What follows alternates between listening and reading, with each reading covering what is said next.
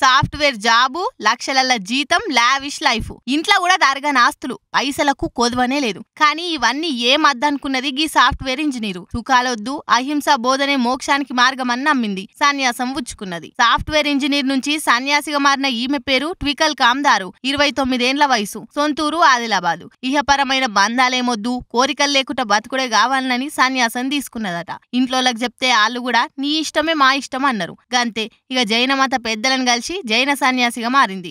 ఇక ఈ సన్యాస దీక్ష ఉచ్చుకుంటుందని ఇంట్లోళ్ళు ఘనంగా అరేంజ్మెంట్లు చేసిండ్రు. మోక్షం కోసం సన్యాసిగా మారుతున్న ట్వింకల్ కు ఘనంగా వీడ్కోలు చేసిండ్రు.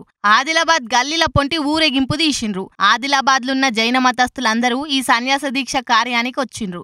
ఆమె కూడా నిండుగా తయారైంది. ఈ జైన సన్యాసిగా మారినాక ఆమె భిక్షతోటి కడుపు నింపుకోవాలి. ఇష్టమైనవేవి తినేతందుకు లేదు. పండ్లు, ఫలాలు, శాకాహారం, బువ్వనే తినాలి. కట్టిన నేల మీద వండుకోవాలి. నిత్య దేవుని నామం స్మరించాలి. కోరికలు చంపుకోవాలి. అయినా అన్నిటికీ సిద్ధమని సన్యాసం ఉచ్చుకున్నది. అయితే ఈ జైన మతంలా ఇప్పటికీ సన్యాస దీక్ష అనేది మస్తుగా చేస్తున్నారు. అందరూ కూడా శ్రీమంతుల కుటుంబం నుంచి ఉన్నోళ్లే. ఆస్తులు అంతస్తులు సంతృప్తి ఇస్తలేవని తొవ్వబడుతున్నారట. అంత మంచిగానే ఉన్నది గాని సుఖాలు భోగాలు ఏం లేకుండా అన్నిడ్చబెట్టి సన్యాసం దీక్ష ఉచ్చుకునేటప్పుడు మరీ ఇంత హంగాం ఎందుకో అర్థమైతలే.